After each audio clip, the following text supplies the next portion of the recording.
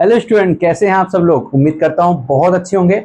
पहले शिफ्ट का एग्जाम समाप्त हो चुका है आईबीपीएस पीओ का, और बहुत ही बेहतरीन एनालिसिस लेकर आपके सामने आए हैं उन बच्चों के लिए जिनका अदर शिफ्ट में एग्जाम है और अगले दिन एग्जाम है। तो बहुत ही बेहतरीन एनालिसिस है आईबीपीएस पीओ प्री 2026 का। जिस तरह से मैंने आपको क्वेश्चंस बताए थे उस तरह से क्वेश्चंस आए हैं। कुछ क्वेश्चंस नए पूछे गए हैं, जैसे क्वांटिटी बेस्ड क्वेश्चन जो है प्रीलिम्स में कम पूछे गए हैं। यहाँ क्वाड्रेटिक पूछा जाता था, बट यहाँ पे क्वांटिटी बेस्ड पूछा गया है। फिलहाल यहाँ पर जो क्वेश्चन नया आया है वो ये देखने को मिला है कि ऑर्डर यानी कंपैरिजन, डायरेक्शन और ब्लड रिलेशन, तीनों के क्वेश्चन दिखे हैं। पहले ऐसा नहीं होता था।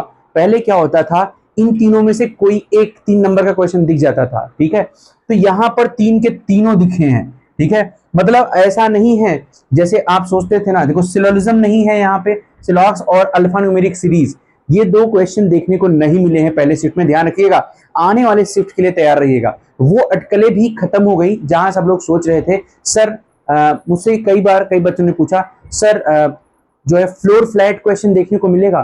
फ्लोर फ्लैट नहीं देखने को मिला, सर्कुलर अरेंजमेंट देखने को नहीं मिला। देख रहे हैं आप लोग, ये सब क्वेश्चन देखिए यहाँ पे। North south puzzle, north south puzzle आपको देखने को मिला है, और 5 नंबर का, मतलब कुछ लोग 14 लोग का था। 7 लोग ऊपर से देख रहे हैं, 7 लोग नीचे से। 14 लोग का था ये जो है नॉर्थ साउथ फेसिंग है। मंथ पजल ऐसे नहीं था कि जितने लोग उतने ही मंथ। ठीक है, जैसे मैंने आपको बताया था, जैसे 4 मंथ होता है, 8 लोग होते हैं, तो हर मंथ में 2-2 डेट होते हैं। कुछ वैसा क्वेश्चन था।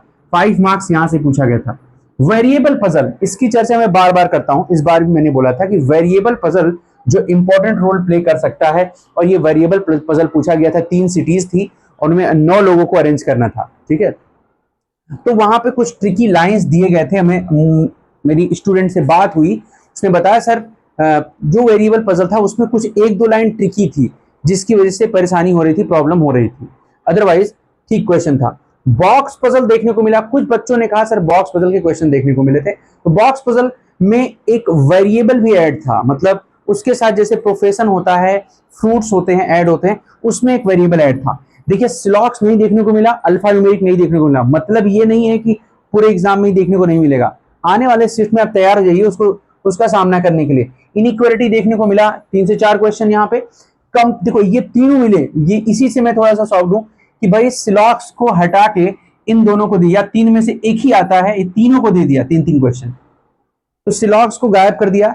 और इससे सॉल्व मत होइएगा कि इन तीनों में से किसी एक को या 2 को गायब करके सिलॉक्स दे दे नेक्स्ट शिफ्ट में। ठीक है, तो अल्फाबेट से एज यूजुअल जैसे आते हैं हर शिफ्ट में, फॉर्मेशन ऑफ वर्ड और पेयरिंग, 2 क्वेश्चन यहां से देखने को मिले थे। तो बहुत ही अच्छा पेपर था, ठीक ठाक। कुछ बच्चों से बात हुई मेरी, तो उन्होंने कहा कि एवरेज जो उनका अटेम्प्ट है, एवरेज जो मतलब जो भी अटेम्प्ट किया उन्होंने सही अटेम्प्ट किया। रीजनिंग में पता चल ही जाता है कि मैक्सिमम अटेम्प्ट जो होता है सही होता है। लास्ट तक बने रहिए, मैं आपको और भी अच्छी बातें बताऊंगा, और ये भी बताऊंगा कि जो है आईबीपीएस पीओ का एग्जाम दे रहे हैं, एसबीआई क्लर्क या आईबीपीएस क्लर्क का एग्जाम नहीं है कि अटेम्प्ट की मतलब पूरा अटेम्प्ट ही करके आइए आप 80-90, ऐसा कुछ नहीं है। मैं बताता हूँ सेफ अटेम्प्ट क्या होना चाहिए। वैसे तो वो डिपेंड करता है आपके लेवल ऑफ डिफिकल्टी पे, जो है एग्जाम के शिफ्ट में कैसा पेपर है। मैथ में मैं थोड़ा हैरान हूं कि अप्रोक्सीमेशन 5 दिया है, ठीक है। ये नंबर सीरीज भी 5 आए थे, मिसिंग नंबर सीरीज थे। ये दोनों क्वेश्चन ठीक थे, करने योग्य थे। डीआई के 2 सेट थे, एक सेट तो बहुत हल्का था। लाइन ग्राफ, टेबुलर, 2 तरह के डीआई आए थे, 5-5 के सेट। एक बहुत इजी था, एक में थोड़ा सा आपको जो है थोड़ा सा एफर्ट दिखाना था। एक 5 क्वेश्चन में थोड़ा सा आपको एफर्ट दिखाना था, बाकी एक तो बहुत आसान था। तो मतलब यहां देखा जाए तो 5-5-10, 5-15 तो ऐसे ही बन जा रहे थे, ठीक ठाक। और यहां थोड़ा एफर्ट दिखाते थे, 20 भी बन जाता। तो कहने का मतलब ये बच्चे, देखो अरिथमेटिक और क्वांटिटी बेस वाले क्वेश्चंस की बात करें तो यहां पर क्वांटिटी बेस और अरिथमेटिक के जो क्वेश्चंस थे, अच्छे क्वेश्चंस थे। ठीक है, ये अच्छे क्वेश्चंस आए हुए थे। अगर जो बच्चा अरिथमेटिक और क्वांटिटी बेस से बचना चाहता है तो ये चारों करेगा, 5-10 और ये 10 का दोनों से, तो 20 क्वेश्चन यहाँ पे कर पाएगा वो, अगर बच्चा इन दोनों से बचना चाहता है। और अगर अरिथमेटिक में कुछ क्वेश्चंस वो करना चाहता है तो मतलब मैथ भी ऐसा है कि 25 तक आप पहुंच सकते हो। ठीक है, मतलब इतना, मतलब 22 to 25, समय भी तो 20 ही मिनट है। और आईबीपीएस दे रहे हैं, आईबीपीएस पीओ दे रहे हैं आप, तो इसको अगर हम एवरेज कट ऑफ की बात करें, जिस बच्चों से कट ऑफ बनता है, तो 20 से 22 इसको मैं कहूंगा कि अटेम्प्ट जो है 20 से 22 अटेम्प्ट होना चाहिए।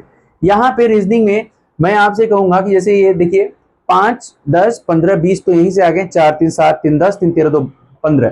तो कुल मिलाकर देखा जाए तो रीजनिंग में भी आप अगर एक एवरेज बच्चे हो तो 20 क्वेश्चन, 20 से 22 यहाँ भी, 20 से 22 यहाँ भी भाई होना चाहिए, ठीक है। अब बात करते हैं इंग्लिश की। इंग्लिश में 8 क्वेश्चन पैसेज से आए थे, क्लोज टेस्ट आया हुआ था, 6 क्वेश्चन थे क्लोज टेस्ट, सेंटेंस अरेंजमेंट से 5 क्वेश्चन थे, एरर डिटेक्शन से 4 क्वेश्चन थे, फिलर से 4 थे, वर्ड सर्टिंग से 3 थे। देखिए मैं बता दूं आपको, कुछ क्वेश्चन ऊपर नीचे भी हो सकते हैं, मतलब किसी में 4 किसी में 5 हो सकता है, लेकिन आए यही सारे क्वेश्चन थे, ठीक है।